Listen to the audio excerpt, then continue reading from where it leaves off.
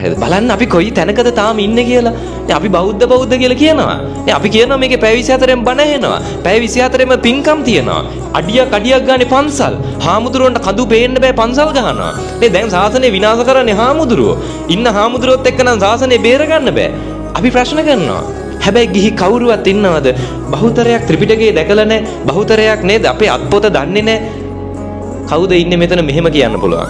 හාමුදුරුවනේ අපේ පවුලේ අපි හැමෝම පන්සිල් රකිනවා කියන්න පුළුවන්. අපේ පවුලේ දරුවෝ, අපේ වැඩිහිටියෝ අපි හැමෝම මහා ලොකු දේවල් නෙවෙයි මේ අහන්නේ. හොඳද? මහා ලොකු තියරි නෙවෙයි. චතුරාර්ය සත්‍ය නෙවෙයි අහන්නේ. ආර්ය අෂ්ටාංගික මාර්ගය නෙවෙයි. මේ හරිම සරල කාරණාවක් කාට හරි කියන්න පුළුවන් ද හාමුදුරුවනේ අපේ පවුලේ හැමෝම පන්සිල් රකිනවා. හාමුදුරුවනේ අපේ පවුලේ කවුරුවත් මදුරුවෙක්වත් මරන්නේ නැහැ. හාමුදුරුවනේ අපේ අය නම් හොරකම ජීවිතේට කරන්නේ නැහැ.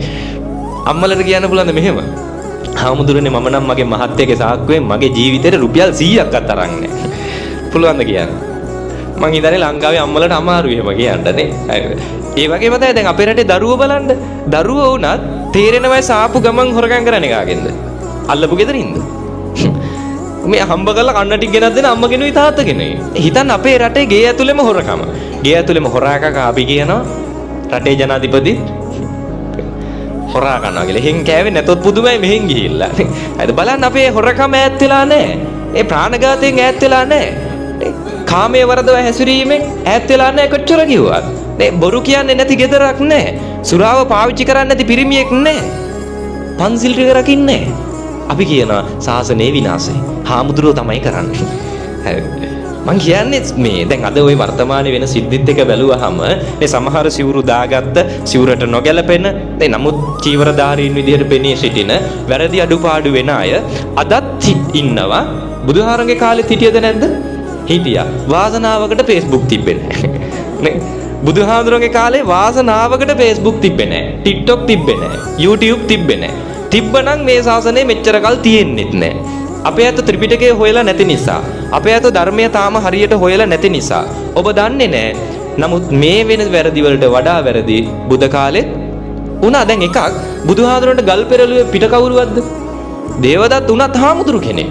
ඒ දේවදත්ත උනත් හාමුදුරු කෙනෙක්. හැබැයි අපි දේවදත්ත මේ වැරදි කරා කියලා මේ ශාසනයට ඇතුළත් කරාද? නෑ. අපි සංඝරත්නයට දෙන්නේ නෑ. ඒ දේවදත්තව වෙනම දැක්කා. බුදුහාමුදුරන්ව වෙනම දැක්කා. හැබැයි අද මොකෝ වෙලා තියෙන්නේ? අද වැරද්දක් වෙච්ච ගමන් Facebook එක තියෙනවා, සමාජ මාධ්‍ය තියෙනවා. උලුප්පල පෙන්නන්නේ වැරද්ද.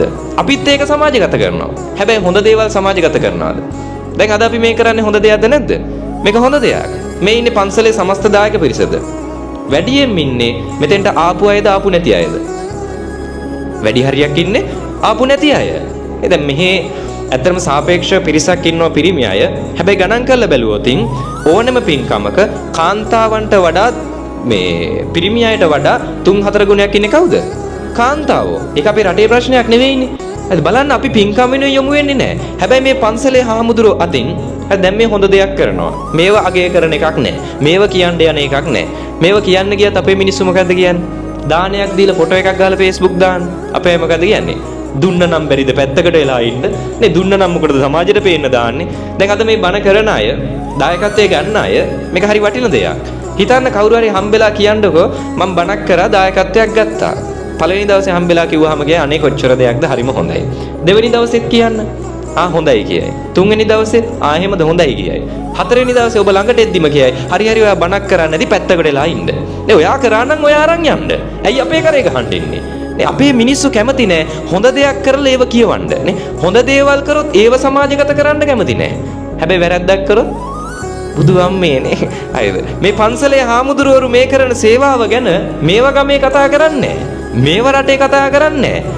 මේව අපි සමාජ මාධ්‍ය වලින් සමාජගත කරන්නේ. හැබැයි මේ හාමුදුරුවන්ටම වැරද්දක් වුණොත් මේ පන්සලේ හාමුදුරුවන්ගෙන් වැරද්දක් වුණා කියලා හිතන්න.